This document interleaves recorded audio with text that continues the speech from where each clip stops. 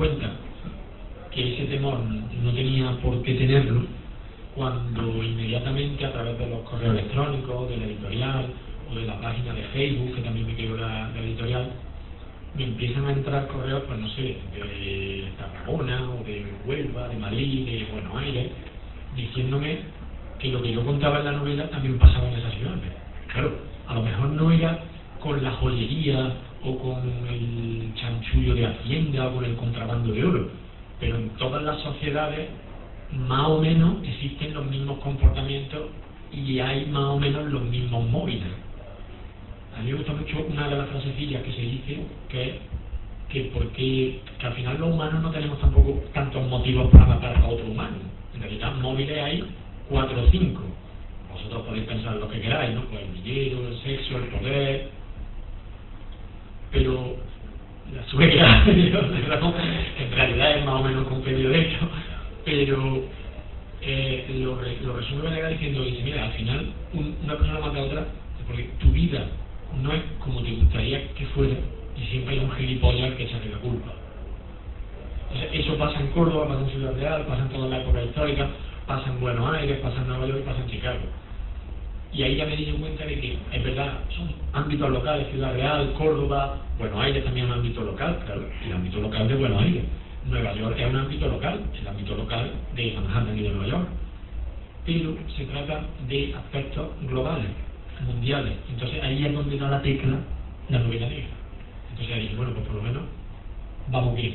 Además, con respecto a lo del excesivo localismo, a mí me da la impresión de que esta globalización que tenemos aquí delante, estoy hablando con una persona en Buenos Aires, y una persona en Buenos Aires me está escuchando a mí en directo, ha traído una cosa buena, a otras quizás no, pero aún así, y es que en cualquier lugar del mundo se puede conocer algo de otro lugar del mundo, y con un mínimo de interés, como nosotros tenemos, puedes conocer cosas pues, de Ciudad Real, de Buenos Aires, de Córdoba o de Tarragona muy fácilmente. Entonces yo creo que eso también nos ha ayudado. Esta globalización a nosotros nos ha beneficiado desde el punto de vista de que la novela negra tiene más puntos locales, pero es tratada como un fenómeno global, que es una cosa muy curiosa. Hace a lo mejor 10 o 15 años no se hubiesen publicado nuestras novelas sobre Ciudad Real o sobre Córdoba, eso es justo reconocerlo. Y ahora, sin embargo, tienen muy buena aceptación en el mercado. Bienvenido sea.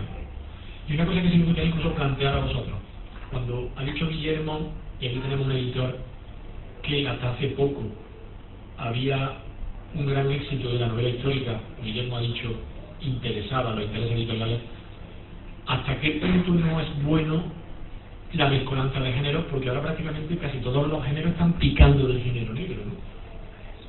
Por ejemplo, tú dices, bueno, sin ir más lejos, esta novela de José Ramón, de Tiempo por la bailarina, sucede en el año 25, es histórica, o tiene componentes o connotaciones de una novela histórica, hombre, en tanto en cuanto pasó en 1925, pues también podría tener una connotación histórica. No es evidentemente esto que todos sabemos que se puso de moda en la novela histórica, pero esta amalgama de género, yo creo que a nosotros la novela negra también nos viene bien. Por ejemplo, Venegas es una novela de carácter realista o social, seguro que tiene aspectos. Incluso me han dicho algunos críticos costumbristas, ¿no? Costumbristas, como una crítica, hay que hacer gilipollas. Vamos a ver. O sea, es que es evidente que la novela negra es de carácter costumbrista o popular. Es que este género fundamentalmente nació como un género popular. Aquí han hablado sobre la evolución del género, que para mí la novela negra que conocemos hoy es la de los años 20 de los Estados Unidos, de la época de los gángsters, Sam Spade con Humphrey Bogart, el Halcón Maltés. Bien, en ese momento se desarrolla, desde el punto de vista periodístico, el pulp de Pulp Fiction, es una especie de folleto, de fanzine, que lo que tenía fundamentalmente eran como muchos dibujos y muchas fotografías violentas. Eso da lugar en el periodismo al nacimiento de un género que todavía sufrimos, que es el amarillismo. Y tuvieron tanta relación, porque claro, eran fundamentalmente personas muy poco leídas las que habían llegado a Estados Unidos, muchas de ellas ni siquiera dominaban el inglés por la avalancha de inmigrantes de Escandinavia, Italia, Alemania. Entonces el periodismo que a ellos les llegaba era con muy poca palabra y mucha imagen, fundamentalmente mucha imagen violenta. De hecho el amarillismo son los sucesos. Fijaos hasta qué punto no será popular y no es de carácter popular nuestro género, que el pulp se desarrolla al mismo tiempo que nace la gran novela negra. Entonces ahora que no me vengan con la historia de que sea costumbrista popular, es que este género es necesariamente popular, de entretenimiento, no diría que evasión, porque también tiene que tener, como ha dicho Guillermo, una buena construcción del lenguaje, de los personajes, una buena estructura narrativa. Sin eso no es novela. Pero es que yo no me voy a poner a escribir aquí a los tratados de metafísica. Yo tengo que hacer que al lector le llegue y se entretenga con esa novela, porque si no, mal asunto. Y en ese sentido yo estoy completamente de acuerdo, y vuelvo a reiterar lo que ha dicho él, ¿no? Guillermo. Un buen argumento, unos buenos personajes, hacer posible un buen guión, un buen diálogo, y a una novela negra que a mí probablemente me guste. No sé lo que tenéis que opinar vosotros, que preguntar. Yo cedo la palabra aquí a los compañeros o a Guillermo allí en la Córdoba Pastoral.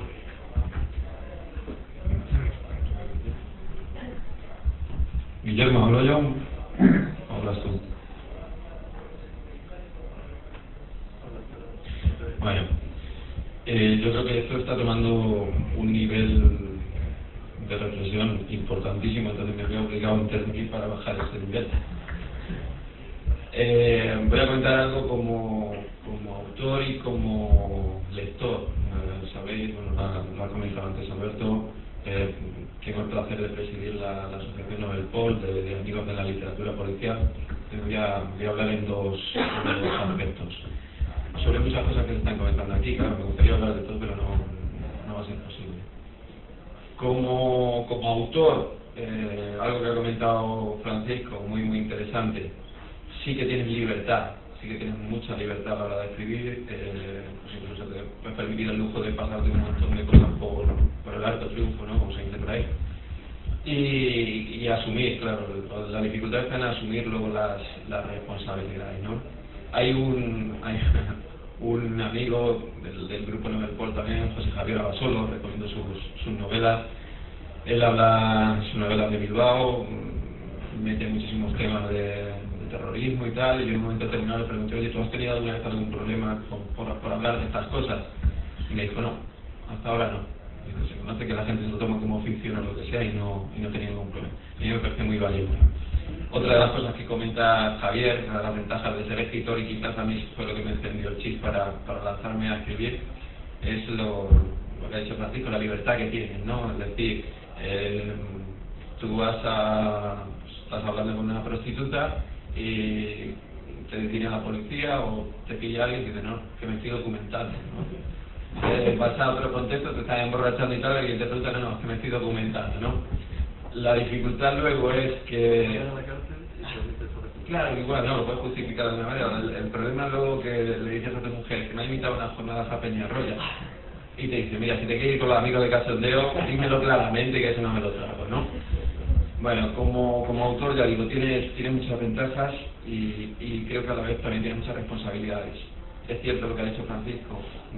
Yo como lector, insisto, consiste el escribir, el desarrollar una historia en montar un puzzle. Montar un puzzle no es fácil, y menos que alguien se lo crea, le guste y se entretenga con eso, ¿no? Yo considero que una buena novela negra es muy difícil de hacer, ¿no? Por eso se agradecen novelas como la de Venegas o cualquiera de Guillermo en este sentido.